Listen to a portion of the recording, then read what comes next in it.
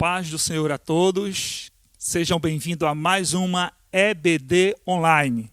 Louvamos a Deus pela vida dos queridos e amados irmãos, por estar em mais um domingo conosco aqui para mais um EBD Online. Louvamos a Deus pela vida dos nossos irmãos que têm apoiado esse trabalho, a superintendência, o pastor presidente, pastor Roberto, todos os irmãos que de forma direta e indireta têm colaborado com esta obra maravilhosa. E, mais uma vez, dizer, sejam bem-vindos à nossa EBD Online.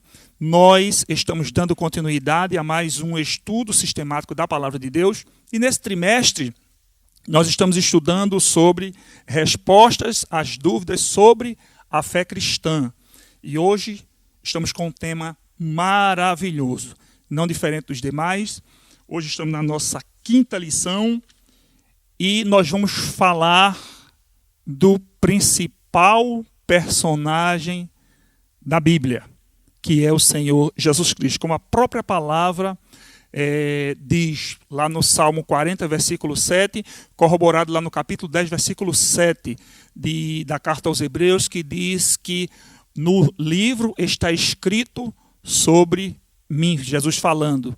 Então está escrito sobre Jesus. O próprio Senhor Jesus, ele tomou para si essa importância, dizendo: examinai as Escrituras, porque vós cuidaste ter nela a vida eterna, e são elas que testificam de mim. E hoje nós vamos trazer um pouco sobre este principal personagem, que é o centro da Bíblia, é o tema principal da palavra de Deus. Amém? Quem é Jesus Cristo? Fazendo uma pergunta, é o tema da nossa lição. E o nosso texto base se encontra livro de João, capítulo 1, versículo 1, que diz assim: no princípio era o Verbo, e o Verbo estava com Deus, e o Verbo era Deus. A partir desse versículo, o apóstolo João, ele já diz quem era Jesus Cristo. Dando continuidade a esse texto no capítulo 1, ele fala que ele habitou entre nós e vimos a sua glória. Dá um resumo da pessoa de Jesus Cristo. E, dando continuidade aqui à nossa lição, nós vamos ver que a nossa leitura bíblica em classe, não vamos ler, mas se encontra Evangelho segundo escreveu São Mateus, capítulo 1, versículo 18 ao 25, e São Mateus, capítulo 16, versículo 13 ao versículo 16. E o nosso primeiro ponto, ele fala pessoa e obra de Jesus Cristo. Quando nós falamos da pessoa de Jesus Cristo, é bom termos em mente que Jesus, ele não passou a existir a partir do Novo Testamento, a partir do seu nascimento virginal de Maria, mas Jesus, ele já existia. Se nós folhearmos cada livro do Antigo Testamento e do Novo Testamento, vamos encontrar Cristo. No Antigo Testamento vamos encontrar Cristo em forma de profecia, por tipo, símbolo, sombra. De várias formas vamos encontrar Jesus no Antigo Testamento. Agora, quando passamos para o Novo Testamento, vamos ver a manifestação corpórea do Deus visível, que ele é a imagem do Deus invisível. Nós vamos ver o início do ministério terreno do Senhor Jesus Cristo.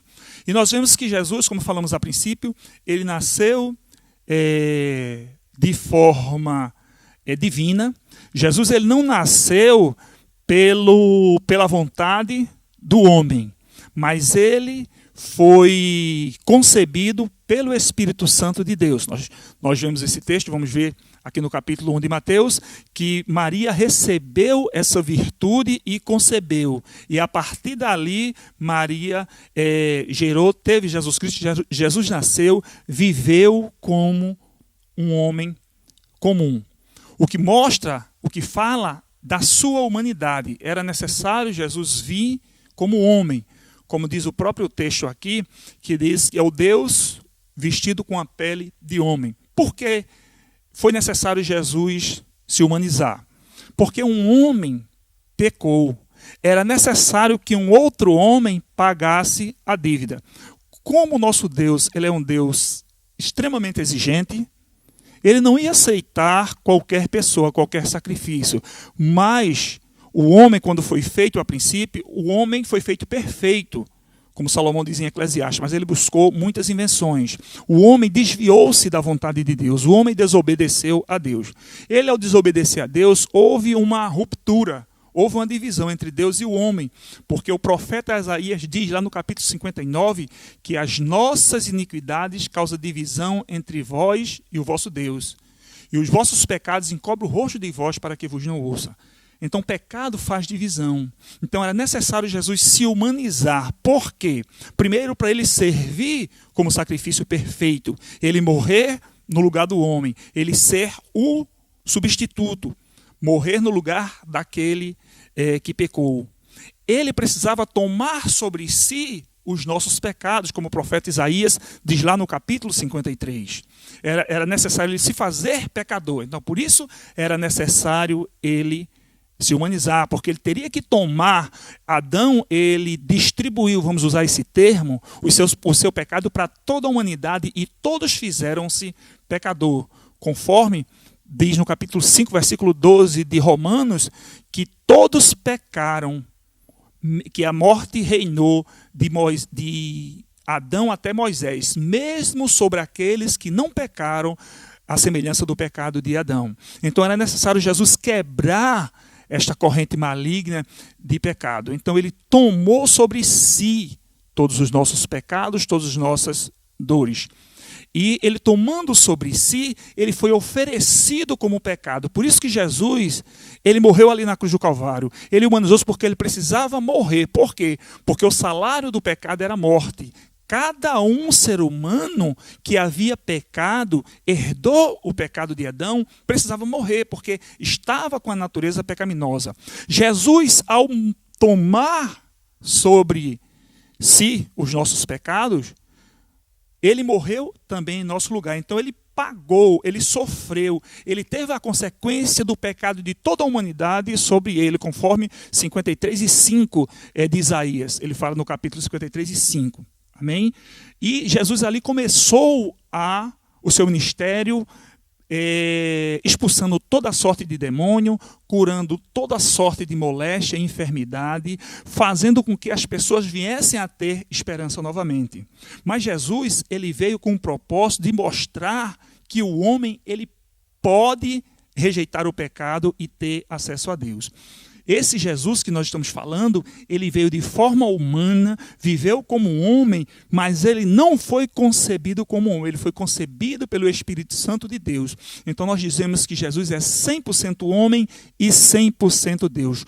Totalmente homem e totalmente Deus. Mesmo sabendo que Jesus estava limitado pela sua humanidade em algumas questões, como, por exemplo, presciência e alguns outros atributos da divindade, Jesus estava limitado, mas Jesus sempre foi Deus e, após a sua encarnação, ele passou a ser plenamente homem. Amém?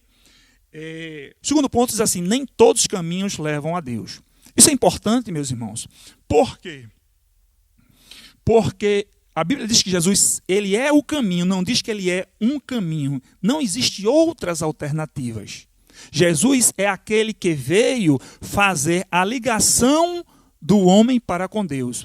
O apóstolo Paulo, escrevendo pelo Espírito de Deus a Timóteo, ele disse, e só há um mediador entre Deus e o homem, Jesus Cristo, homem. Então Jesus, ele veio fazer, ele veio. Observamos que quando Jesus, ele inspirou ali na cruz do Calvário, a Bíblia diz que o véu do templo rasgou-se de alto a baixo, o que nos faz entender que Deus deu agora acesso ao homem a Deus, e Deus passou agora a ter acesso ao homem de forma direta. Não precisa mais de um mediador, não precisa mais de um sacerdote humano para levar as queixas, para levar as culpas a Deus. E Deus agora tem acesso direto ao homem. Jesus, ele é o único caminho, a única maneira de levar o homem ao céu. Por isso que nós observamos ali no Antigo Testamento, quando aquelas serpentes começaram a picar o povo de Israel e Moisés levantou aquela serpente de bronze.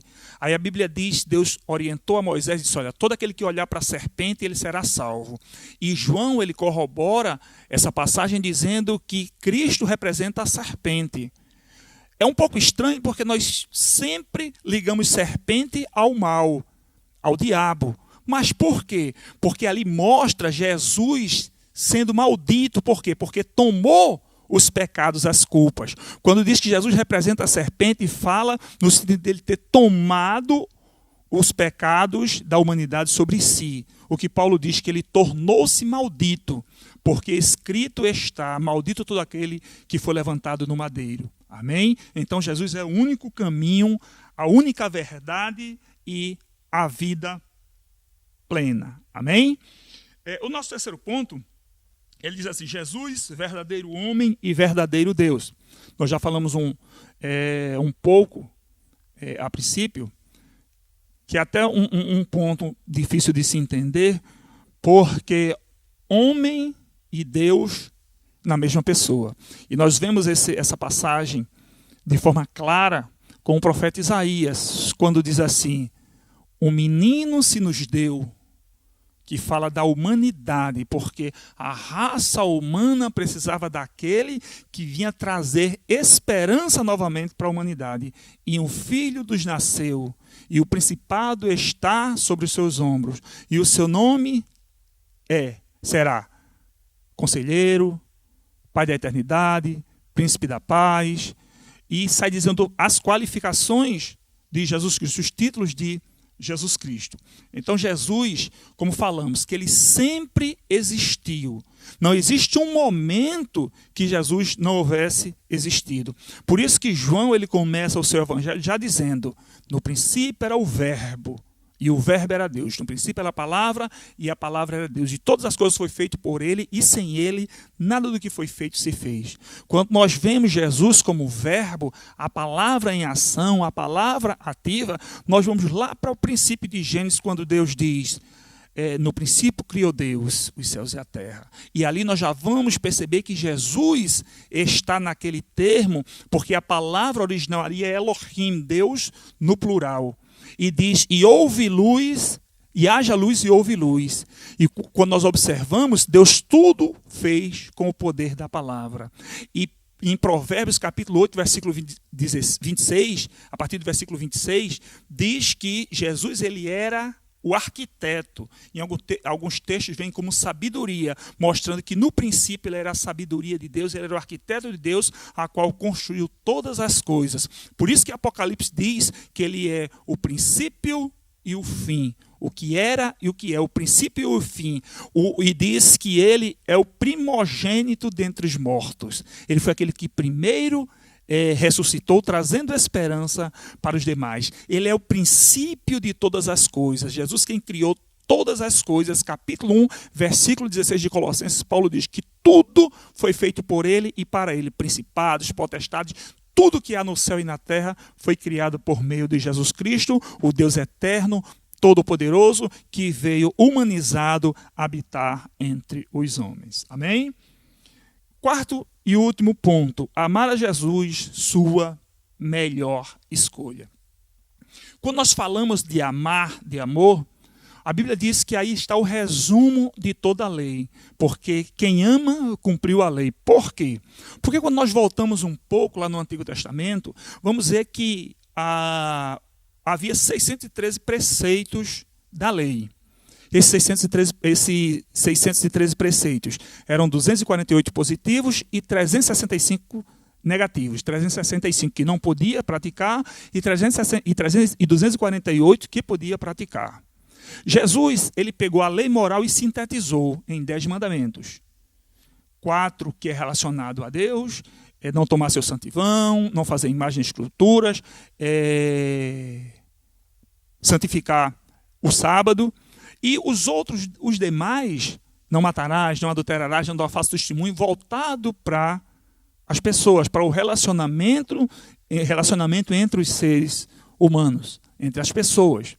Quando Jesus vem para o Novo Testamento, Jesus pega o decálogo e ele sintetiza em amar a Deus sobre todas as coisas e amar teu próximo como a ti mesmo. E diz que o amor é o cumprimento de toda a lei. E aqui diz que nós precisamos amar a Jesus Cristo. Quando a Bíblia diz que amar a Deus sobre todas as coisas, está incluso aqui o nosso Senhor e Salvador, Jesus Cristo. Nós precisamos amá-lo, mas o amar é semelhante a aceitá-lo. Quando nós mencionamos aceite a Jesus como Salvador, ali está incluso em amá-lo, obedecê-lo e segui-lo. Não existe um amor fora dessas três dimensões. Não existe amar a Jesus sem segui-lo. Não existe amar Jesus sem obedecê-lo. Não existe amar Jesus sem aceitá-lo como um único e suficiente Salvador. Então é necessário fazer a escolha correta, amar Jesus, obedecê-lo. Porque o apóstolo Paulo, ele dá o exemplo de amor ali no capítulo 13 de 1 Coríntios, que o amor não se exaspera, o amor não busca os seus interesses, o amor não se ensoberba, tudo crê, tudo suporta. O amor nunca acaba. É esse amor altruísta, esse amor que a Bíblia fala, que é o exemplo de amor por Jesus Cristo. Eu preciso amar a Jesus mais do que a minha vida. Jesus disse: se você ama um filho mais do que a mim, não é digno de mim. Se você ama mais os pais do que a mim, não é digno de mim. Aqui Jesus não está mandando deixar de amar filho ou pai, mas Jesus está dizendo em você priorizar o seu amor por Jesus Cristo em detrimento às coisas do mundo, às coisas daqui da terra, para que possamos estar no céu com Jesus para sempre. Amém? Então, ame Jesus de todo o coração. Amém, meus queridos irmãos? Então, que Jesus continue derramando bênçãos sobre as suas vidas, que Jesus continue estendendo as suas mãos sobre cada um de vocês, sobre suas famílias, que Jesus continue derramando paz sobre a vida de cada um, e que Jesus seja o seu baluarte, que Jesus seja a sua razão de viver, que Jesus seja o seu tudo. Amém? Então, queremos agradecer por estarmos aqui neste domingo. Então, que Jesus abençoe e fiquem na paz do Senhor. Amém?